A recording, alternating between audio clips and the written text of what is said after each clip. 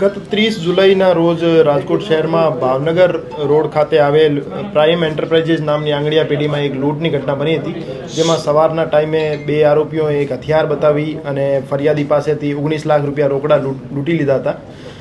માનનીય CP sir Brajeshkumar Jha sir અને additional CP sir ચૈતન્ય મંડલિક sir દ્વારા રાજકોટ શહેર ક્રાઇમ બ્રાન્ચ અને બી ડિવિઝનની ટીમોને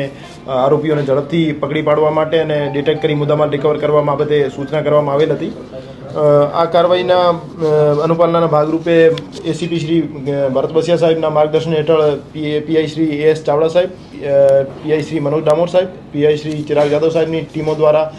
અલગ અલગ રાજ્યોમાં તપાસ હાથ ધરવામાં આવેલ હતી અને બે આરોપીઓને અત્યારે રાજકોટ શહેર ક્રાઇમ બ્રાન્ચ દ્વારા ઝડપી પાડવામાં આવેલ છે, જેમાં એક આરોપી રમઝાન અલી એને વેસ્ટ બેંગોલ ખાતેથી હસ્તગત કરવામાં આવેલ છે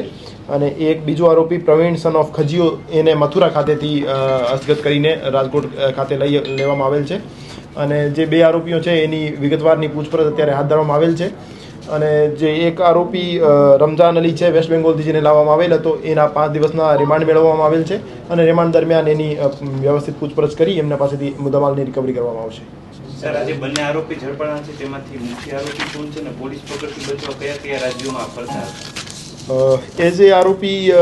જે અત્યારે પોલીસની શકંજામાં છે રમઝાન અલી અને પ્રવીણ, એ બંને આરોપી જે છે એને લૂંટ કરનાર આરોપીઓ આસુ અને ઇલુ એનો બેકઅપ પ્રોવાઈડ કરાવતા હતા અને એમની મદદગારીમાં હતા. એ રમઝાન અલી દ્વારા રાજકોટ શહેરમાં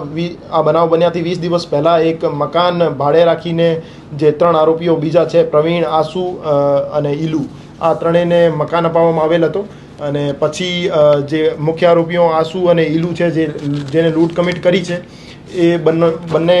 રેકી કરી હતી અલગ અલગ જગ્યાઓની અને પછી 30 તારીખે છેલ્લે એને આ લૂંટ કમિટ કરી અને પછી અહીંથી અલગ અલગ જગ્યાએ અલગ અલગ રાજ્યોમાં નાસી ગયા હતા, જેમાંથી રમઝાન અલી વેસ્ટ બેંગોલ ખાતે જતો રહ્યો હતો અને પ્રવીણ જે છે એ મથુરામાં જતો રહ્યો હતો. તો અમારી ટીમો રાજસ્થાન, યુપી, એમપી, વેસ્ટ બેંગોલ ઇત્યાદિ રાજ્યોમાં તપાસ કરીને પછી છેલ્લે રમઝાન અલીને વેસ્ટ બેંગોલ ખાતેથી ઝડપી પાડવામાં આવેલ છે અને પ્રવીણને મથુરા ખાતેથી પકડવામાં આવેલ છે. બાકી જે બે આરોપીઓ છે એની અત્યારે શોધખોળ ચાલુ છે.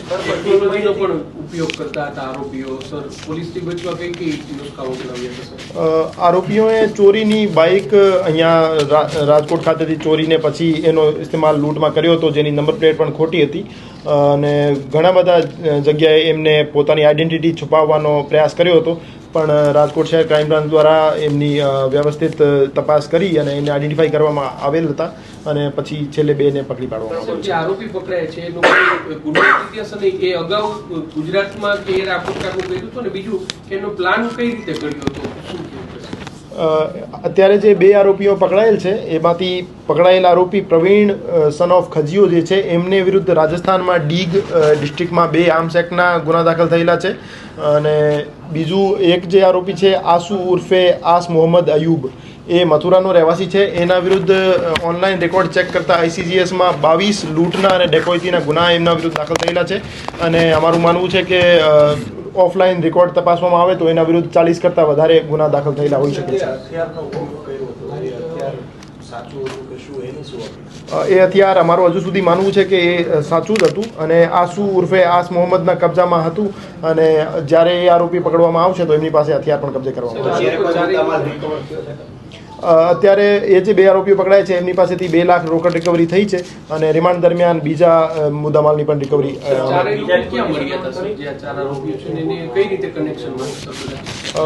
જે આરોપી રમઝાન અલી ઉર્ફે રાજુ સન ઓફ કુરબાન અલી શેખ છે એ મૂળ 24 પરગણા વેસ્ટ બેંગોલનો રહેવાસી છે. એ જે માણસ હતો એ પહેલાં દિલ્હી ખાતે ઇમિટેશન જ્વેલરીમાં કામ કરતો હતો અને અહીંયા છેલ્લા 3 મહિનાથી 3.5 મહિનાથી રાજકોટ ખાતે કામ કરતો હતો અને દિલ્હીમાં જ્યારે એ કામ કરતો હતો ત્યારે આસુ ઉર્ફે આસ મોહમ્મદ અને બીજા જે પ્રવીણ અને ઇલુ એ ત્રણેય આરોપીઓ એમના સંપર્કમાં આવ્યા હતા અને આ 30 જુલાઈના જે બનાવ છે એ એના 20 દિવસ પહેલાં એમને ફોન આવ્યો હતો આસુ ઉર્ફે આસ મોહમ્મદનો અને એમને રમઝાન અલીને એક રૂમ ગોતવા માટેનું કીધું હતું. તો રમઝાન અલી દ્વારા એક ભગવતીપરા વિસ્તારમાં કમરો ગોતી દેવામાં આવેલ હતો અને એને ત્રણેયને અહીંયા રાખવામાં આવેલ હતા અને પછી 4 આરોપીઓએ મળીને કેવી રીતે લૂંટ કમિટ કરવી અને આખા યોજના ઘડી હતી અને પછી રેકી કરીને 30 તારીખે છેલ્લે આ એક્ઝિક્યુટ કર્યો હતો. સર, આ બે લોકો જે લૂંટ કરનાર બે ફરાર છે, આ બે લોકોનો રોલ શું હતો? કારણ કે સીસીટીવીમાં જે દેખાડા નહોતો, એ લોકોની ભૂમિકા કયા પ્રકારની હતી? લૂંટ કમિટ કરવામાં એ જે બે આરોપીઓ છે રમઝાન અલી અને પ્રવીણ, એમની કોઈ ડાયરેક્ટ ઇન્વોલ્વમેન્ટ નહોતું. એ આખું પાછળની પ્લાનિંગ અને અહીં લોકલ સપોર્ટ આરોપીઓને પ્રોવાઈડ કરાવવાનો અને એને જે જરૂરી સુવિધાઓ છે પૂરી પાડવાની, જેમ કે બાઇક છે અથવા એમનો મકાન છે અથવા એમને કોઈ દવા ભોજનની જરૂરિયાત હોય, એ બધી વસ્તુઓ જે એમને પૂરી પાડવાનું કામ કરવામાં આવતું હતું એ રમઝાન અલી અને બાકી પ્રવીણ દ્વારા કરવામાં આવતું હતું. અને જે લૂંટ કમિટ કરી હતી એ આસુ ઉર્ફે આસ મોહમ્મદ અને ઈલુ દ્વારા લૂંટ કમિટ કરવામાં આવેલ હતી. જે રીતે મેં પહેલાં બતાવ્યું એમાં રમઝાન અલી દિલ્હી ખાતે કામ કરતું હતું, ત્યારે દિલ્હીમાં એ ત્રણેય વ્યક્તિઓ એમની કોન્ટેક્ટમાં આવ્યા હતા. પછી રમઝાન અલી છેલ્લા 3 મહિનાથી અહીંયા રહેતો હતો અને પછી અહીંયા રમઝાન અલીને આસુ ઉર્ફે આસ મોહમ્મદનો ફોન આવ્યો હતો અને રાજકોટમાં એમને કામ કરવું છે એવી ઈચ્છા વ્યક્ત કરી હતી. પછી એ અહીંયા આવીને એમને લૂંટની પ્લાનિંગ કરી અને લૂંટને એક્ઝિક્યુટ કરી. રમઝાન અલીએ જે રૂમ એને પ્રોવાઈડ કર્યો એના પછી એમના દ્વારા રેકી કરી એરિયામાં જીરોઈંગ કરવામાં આવેલ હતી અને સૌથી સોફ્ટ ટાર્ગેટ જે હતું પ્રાઇમ એન્ટરપ્રાઇઝેસ એમને લાગ્યું અને ત્યાં એમને લૂંટ કરી.